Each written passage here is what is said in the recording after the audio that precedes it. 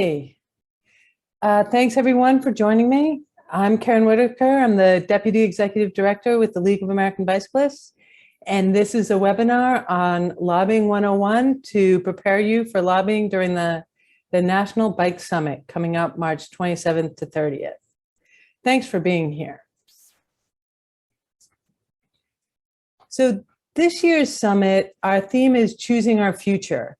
Now that the bipartisan infrastructure bill has passed, there's a lot of work to do at the state and local level, and we'll talk about that through the summit.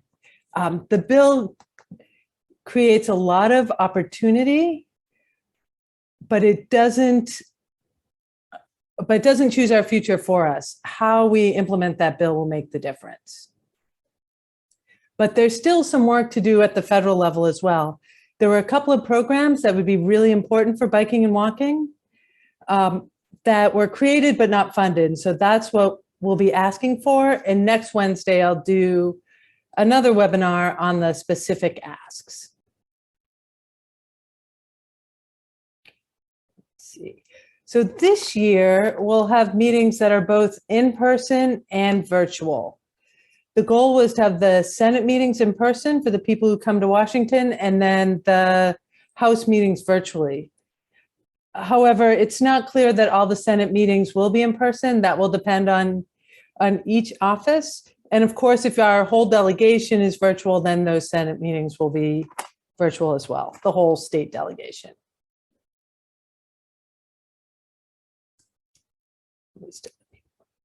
Oops. So this training is really to help you feel prepared and confident going into the lobby meetings on March 30th at the National Bike Summit. And to do that, I'm going to talk a little bit about why we do the summit and the lobby day, the structure of what a lobby meeting should look like, how to prepare for that, and how to follow up. So first, I just want to say thank you. The League knows that we can't change federal policy just from working in DC, that we really need your help. And we've seen it work. The bicycle movement has been successful at a number of levels of government, not because we have really high-powered lobbyists, but because bicyclists show up, and you show up year after year, and that really makes a difference. So one of the things we know is that regular contact from constituents is something that can really, it's our most effective lever. It's when they survey congressional staff, they say the most important thing a constituent can do is to come and talk to their member of Congress. That when a member of Congress doesn't have a strong position on an issue, it's the constituents that can make that difference. And to be honest, bicycling and transportation writ large is often an issue that members of Congress, particularly new members of Congress, haven't thought a lot about. And so we can really make a difference. And we know it works. We got the transportation bill this past year, and it included all of our asks over the last 2 years. So thank you for your help on that, and look forward to working together to make our federal policy even more bicycle friendly. So our main goal for lobbying and for lobby days is really to build relationships with our elected officials. It really, for those of you who've been doing this year after year, you've seen how that can make a difference. And they get to a point where a bicycle issue comes up and they think, okay, who am I going to call? Who do I know at the local level to help? And I hear about it all year when I'm lobbying. They always refer back to their summit meetings. So that's our long-term goal. And how we do that is really, we know that the best lobby meetings happen when our whole team is prepared, they know what to expect, and they're also ready to really to listen and to ask open-ended questions. Because part of the goal of the lobby day, or the objective of the lobby day, and one of the reasons we have it early in the year is to be a fact-finding mission, to find out where our members stand on the issues that we care about. And that really informs the work I do the rest of the year. So that's our long-term goal. Our objectives in our meetings is at the end of the meeting, we want the elected officials and their staff to come away knowing a couple of things. They want to hear from you. We want them to hear from you the role of bicycling in their community and understand what that means to their constituents. We want them to know what specific ask we're making of them. This year, it will be to fund some certain programs. And we want them to know who at the local level to contact, who's the local organization or the local leaders, that if they have a question about bicycling, who they can call. And we also want them to walk out of that meeting or to end that meeting expecting to hear from you in the next 2 weeks. Because if they don't think they're going to hear from you, there's no reason for them to really internalize your comments or to take that extra step to really think through what their position is. Because that's our way of holding them accountable, is following up. So a couple things you can do before the summit is really just take 15 or 20 minutes and research your member of Congress. Make sure you know who they are. If you go, all you have to do is Google "find my member of Congress," type in your address, and it will tell you who it is. Go to their websites. Find out sort of what are their priorities. Maybe you look in the newspaper, maybe you can see it on their website, so that you can think about how to relate what we're asking to what they care about. Also suggest you look to see if they have co-sponsored any of our priorities for the bill over the last 2 years, and also if they voted to pass the infrastructure bill. Those are things you can thank them for, and also gives you a sense of their history on biking issues. We have a blog up on our website. The link is below. I will also email it to everyone who registered for this webinar. So I'll email you tomorrow with a link to that blog, and that will give you some tips on how to do that research. I also suggest that you practice. You know, I have been lobbying for over 10 years, closer to 20 years. And when I'm lobbying with somebody else, we take a few minutes before we go into the office and discuss, okay, what are our main points? Who's going to bring up what? What are our main questions? And so think about that.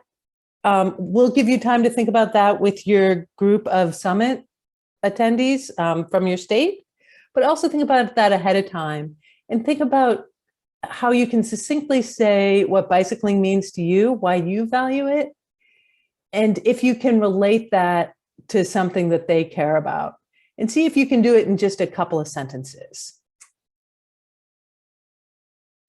So now I want to talk about what happens in a meeting to give you a sense of that.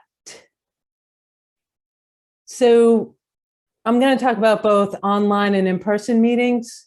In general, what happens in the meeting is the same thing, but just a few tips about getting on early. I think this is a view from a New Jersey meeting last year.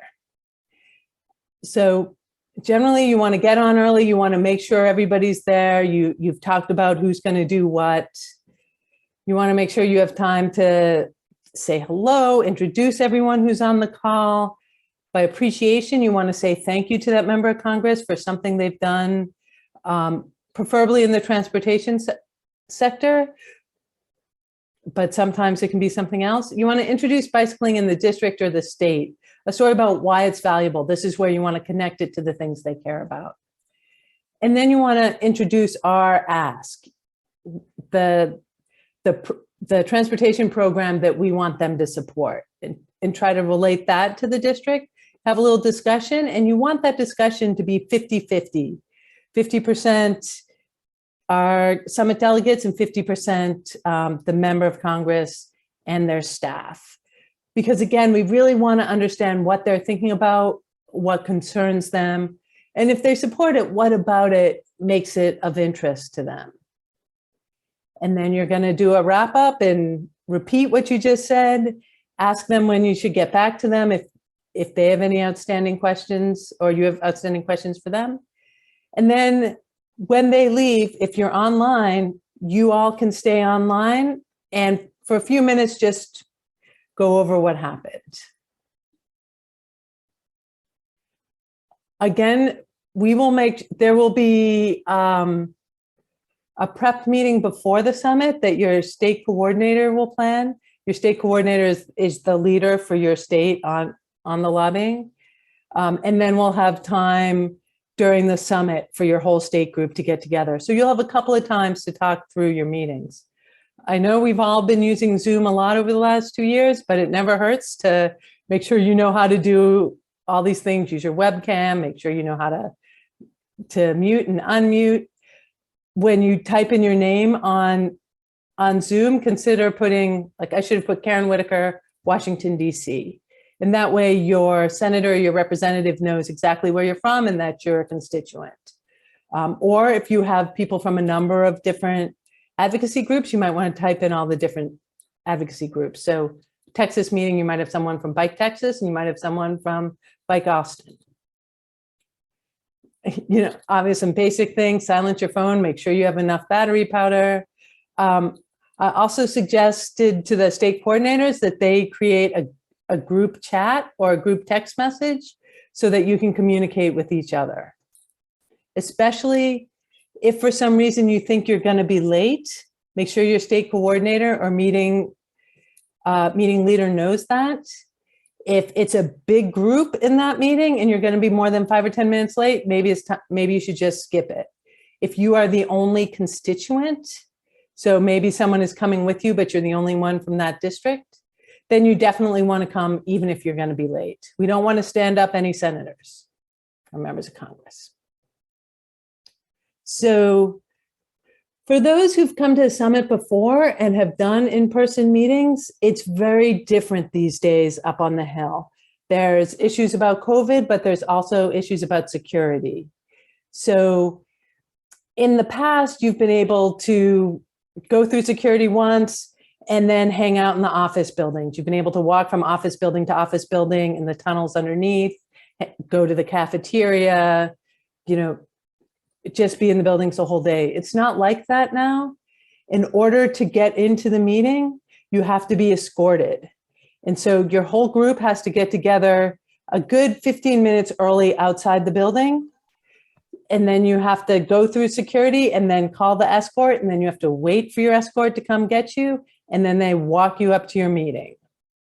At the end of the meeting, they're going to walk you right back out and make sure you leave the building. So this is also one of the reasons why we're not doing all in-person meetings. Some offices aren't doing it yet, but that's why it's really important that your whole group is together and ahead of time. Because if you're 15 minutes late to the meeting, you've lost 15 minutes of your meeting. You're not necessarily going to be able to stretch and make that meeting go longer. Okay. So once you get into the meeting, it should just take a few minutes. I often do a time check and I'll say, hey, it's, you know, and tell folks what we're going to do. Thanks so much for meeting with us. We were thinking we could do introductions, talk a little bit about the programs we want to ask your support of, discuss that with you before we head out. Does that sound good? We were understanding that we had 30 minutes for that meeting. Is that what you understand as well? Just because sometimes something will come up and they'll say, hey, I only have 15 minutes. And you want to know that at the beginning of the meeting before the end. So it helps to do that quick time check and to just get their buy-in on what's going to happen in the meeting. Then you want to make sure everyone has a chance to introduce themselves and where they're from. This should be 30 seconds to a minute, really short intros. If you have a really large group, then you might want to just have everyone type their name and their community into the chat and to put it on their Zoom name. Otherwise, you could spend 15 to 20 minutes of your meeting just doing introductions. The next thing you want to do is say thank you. Obviously, you're going to thank them for taking the time to have the meeting with you. But also, if they've co-sponsored any of the bills, or they voted for the infrastructure bill, you can thank them for that. If there's something they did at the local level, this is Senator Bozeman from Arkansas. He doesn't always do a lot on the federal level, but he has supported things at the local level. Maybe they supported a grant application or something like that. You can say thank you for that. If you have something that is outside the transportation world, make sure that everybody who's going into that meeting agrees that that's an okay thank you, because we want to keep everyone on board for that meeting. Try to find something you can say thank you for. The next is you want to introduce biking and the benefits of biking to your district. You could talk about, it could be an individual story about someone who biking helped them survive COVID, or maybe it's helping them save money now with gas prices so high. Or maybe you have a local business leader who, when they put in better bicycling facilities, started getting more customers. Anything like that, that could be helpful. Related to their priorities. So again, health is an easy one. If you can't find a connection to one of their priorities, think about a economic or a community development benefit. All members of Congress care about that. You can engage the staff or the member, ask about, have they ever come biking in the district? What has been their experience biking? If they don't bike, why not? Just try to get a sense of who they are and how they're thinking about that, and try to pick something that can segue to the discussion. So next week, I'll talk more about the ask, but it will be funding for biking and walking networks, and it will be funding to help address urban heat islands and flooding in low-income communities and communities of color.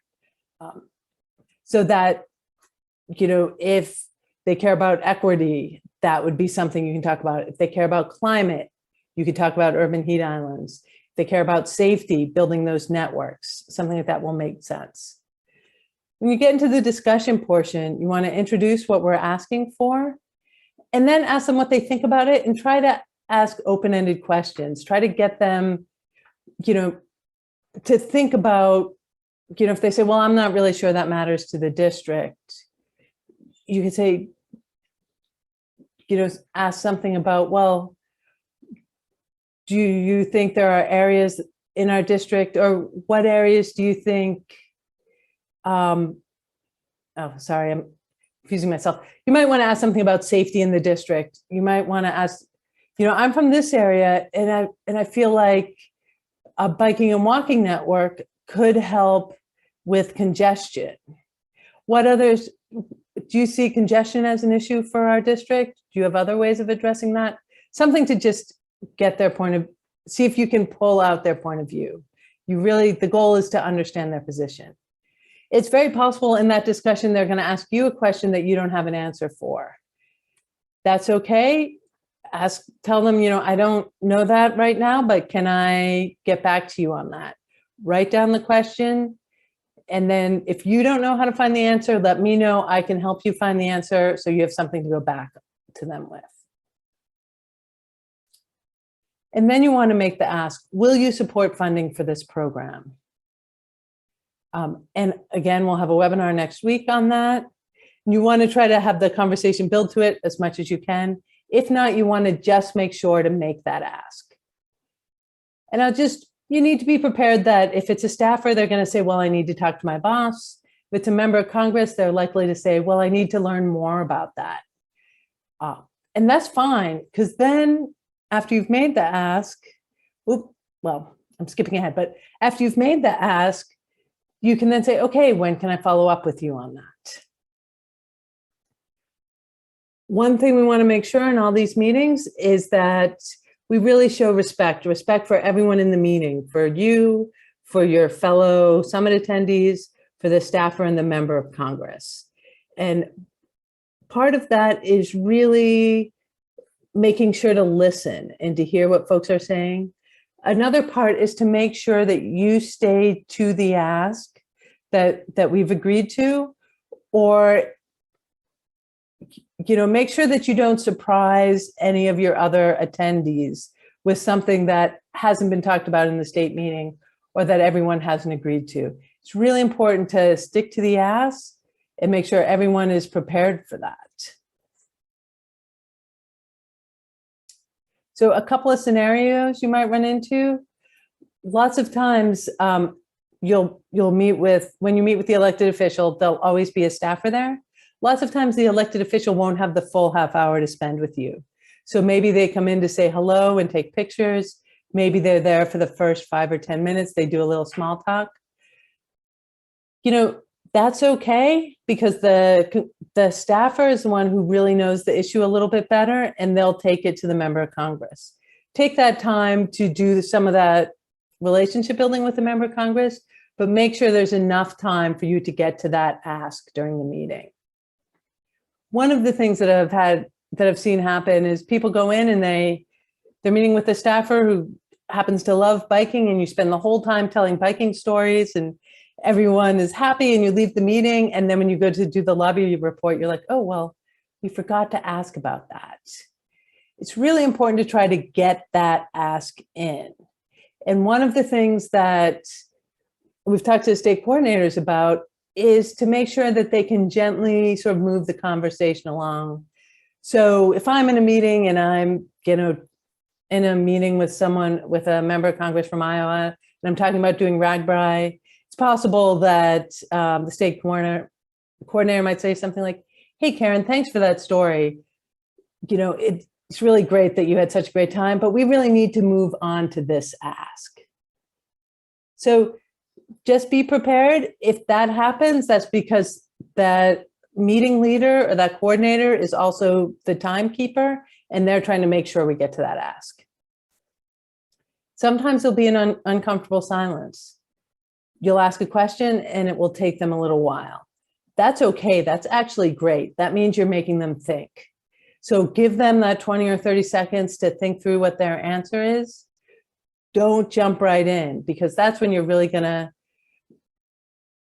like I said, make them think and get one of those answers, some of that information that we're really looking for to help think about how we want to approach that office in the future. So we talked about redirecting the conversation, trying to make segues. Rarely, but occasionally, sometimes there'll be a little tension where they just don't agree with you at all. And in those cases, some things to do, if you're with a group of people and you see that happening with someone else, maybe you can jump in and ask a question, or maybe you just want to repeat what they just said. So you're saying you don't feel like biking and walking infrastructure should be paid from the gas tax. I appreciate what you're saying, but actually a lot of the funding coming out of the bipartisan infrastructure bill comes from general funds and not just the gas tax, or something like that. But repeating what they just said sort of diffuses the situation, gives everyone a few seconds to think. At the end of the meeting, you want to take a couple minutes to wrap it up, say thank you. You can repeat your asks. You can ask for, so if it's an online meeting, ask the staffer to put their email in the chat so that everyone has it. If it's an in-person meeting, you might want to ask for a business card, especially if for some reason the staffer you meet with is not the staffer you expected. You also want to say, so I appreciate the fact that you want to talk to your boss before you can say whether or not you're going to support those programs. When should I follow up with you on that? Or if it's a member of Congress who says they need some time to think about it, say, that's great. When would be a good time for me to follow up with your staff on that? And of course, if they asked any questions that you didn't have answers to, offer to find out, to find an answer for them and get back to them.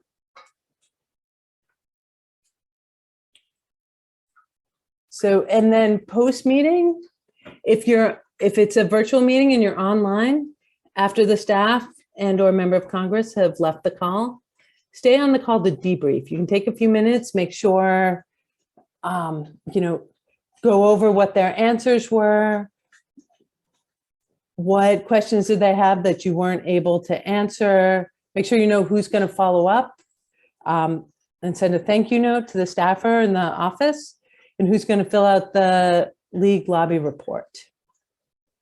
So again, if you're online, you'll have time to do that on the Zoom call. If you have an in-person meeting, wait until you get escorted out and then have that conversation outside. And then something we suggest, particularly for state and local advocacy organizations, is to keep in touch. Maybe add that staff to your e-news, maybe once every month or two when there's a big event coming. On the screen, that's Damon, who runs Bike Indianapolis. They're having a big gathering of major tailor clubs. You might want to tell the staffer about that, report on it before it happens and after it happens. Just keep in touch to continue building that relationship.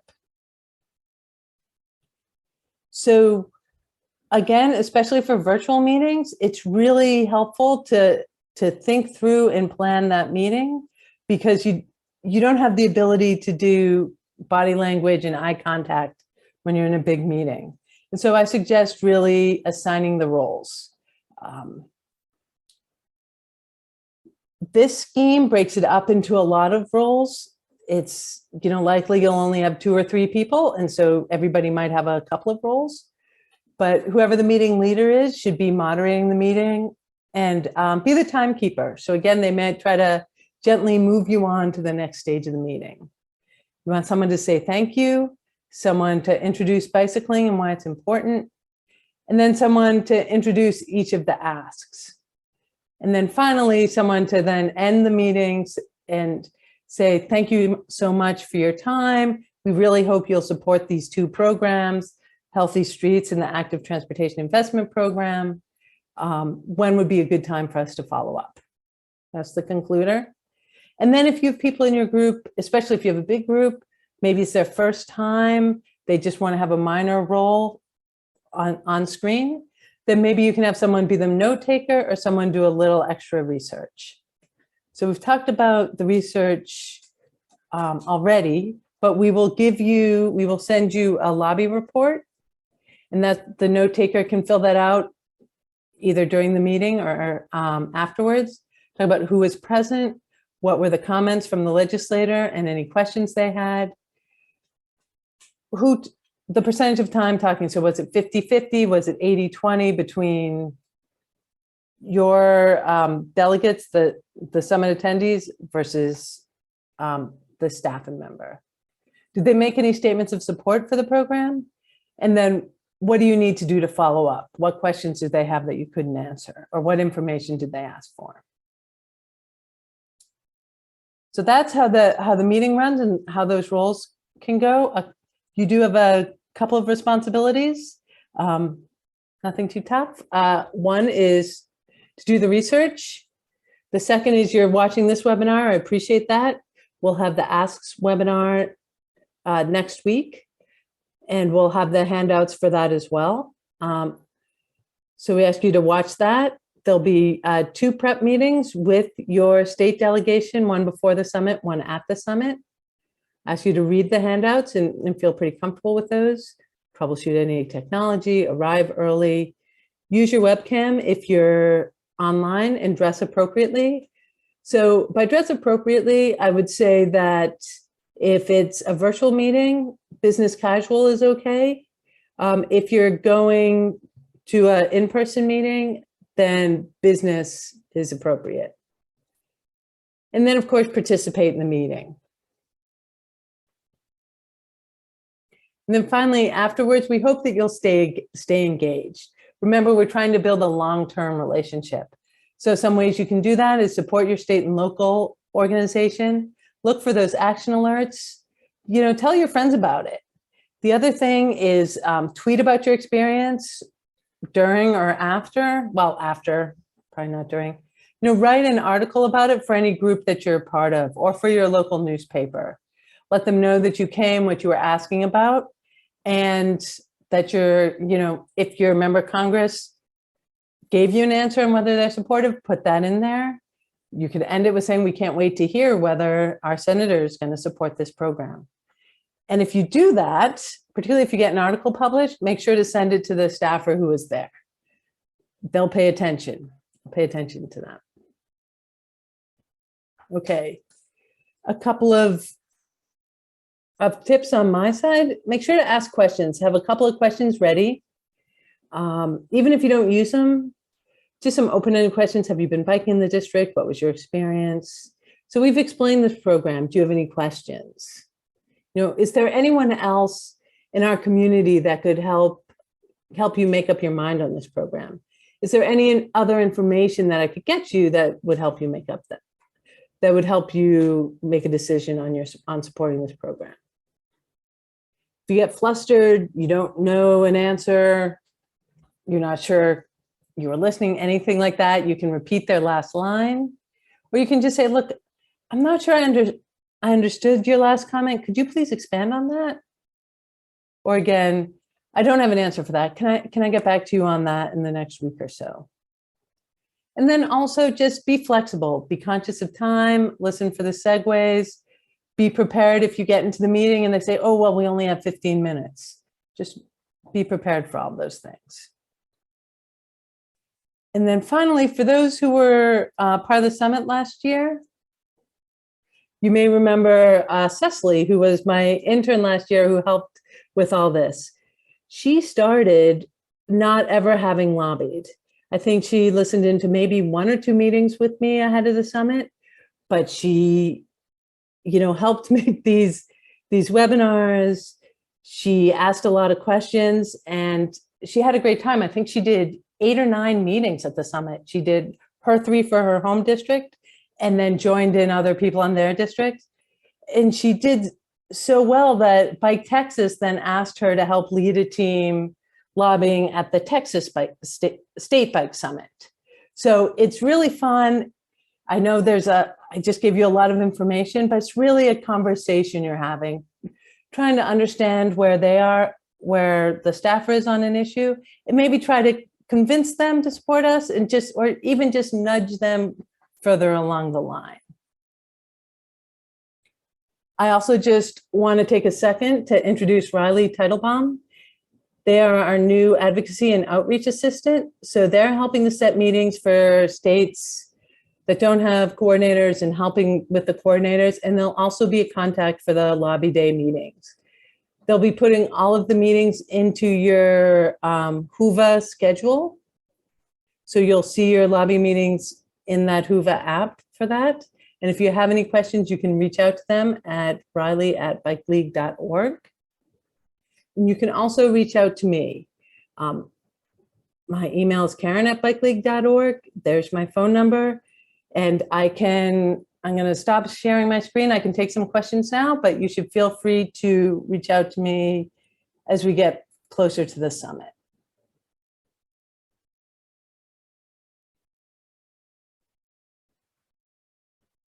So let me see. I thought I just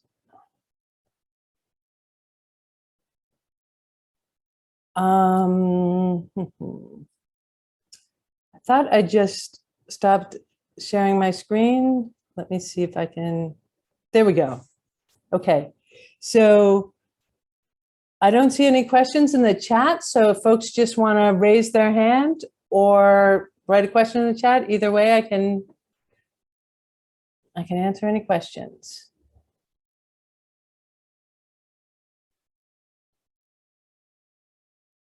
So a couple reminders, next Wednesday at this time, I'll do the webinar on the asks.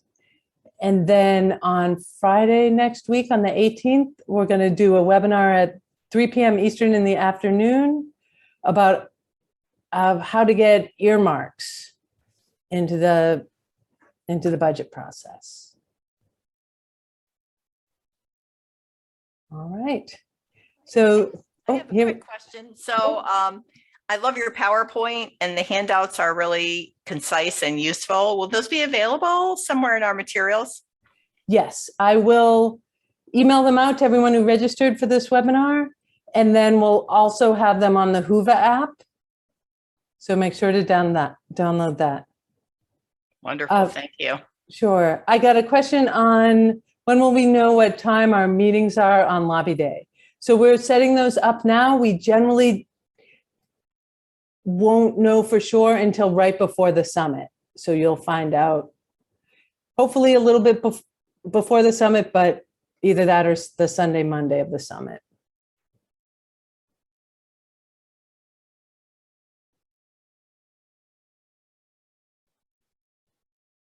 Yeah, I saw a comment about how biking can be accessible to people who can't drive. That's absolutely true. And the bills we're talking about this year, particularly the one about building biking and walking networks in a community getting a decent chunk of money. So instead of just building one bike lane, they can build networks.